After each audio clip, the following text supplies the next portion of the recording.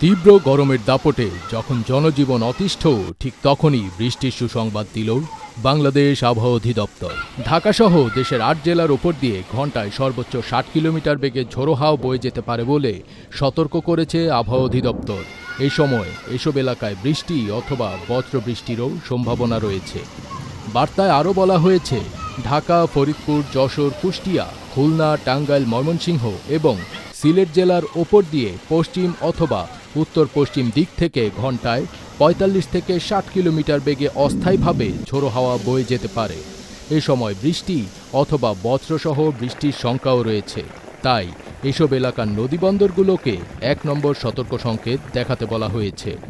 এদিকে সংস্থাটির অপর এক বিজ্ঞপ্তিতে জানানো হয়েছে, সন্ধ্যা পর্যন্ত রংপুর, ঢাকা, খুলনা, বরিশাল ও সিলেট বিভাগের কিছু কিছু জায়গায় এবং রাজশাহী, ময়মনসিংহ ও চট্টগ্রাম বিভাগের দু-এক জায়গায় অস্থায়ীভাবে দমকা অথবা ঝোড়ো হাওয়া সহ বজ্রবৃষ্টি হতে পারে। সেই সঙ্গে সারা দেশের কোথাও কোথাও মাঝারি ধরনের ভারী বর্ষণও হতে পারে বলে জানিয়েছে বাংলাদেশ আবহাওয়া অধিদপ্তর। ফলে দেশের বিভিন্ন অঞ্চলের ওপর দিয়ে বয়ে যাওয়া মৃদু থেকে মাঝারি ধরনের তাপপ্রবাহ কিছু জায়গা থেকে প্রশমিত হতে পারে বলে জানিয়েছে সংস্থাটি। এ সময় দেশের উত্তর পূর্বাঞ্চলের তাপমাত্রা সামান্য কমতে পারে এবং অন্যত্র তা প্রায় অপরিবর্তিত থাকতে পারে বলেও বলা হয়েছে।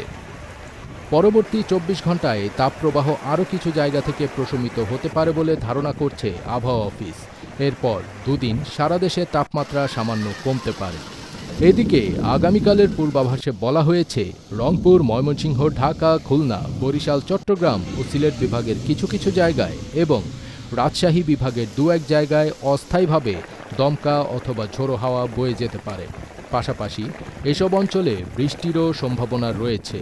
সেই সঙ্গে দেশের কোথাও কোথাও মাঝারি ধরনের ভারী থেকে ভারী বর্ষণও হতে পারে বলে জানিয়েছে সংস্থাটি। এ সময় সারা দেশে দিন এবং রাতের তাপমাত্রা সামান্য হ্রাস পেতে পারে।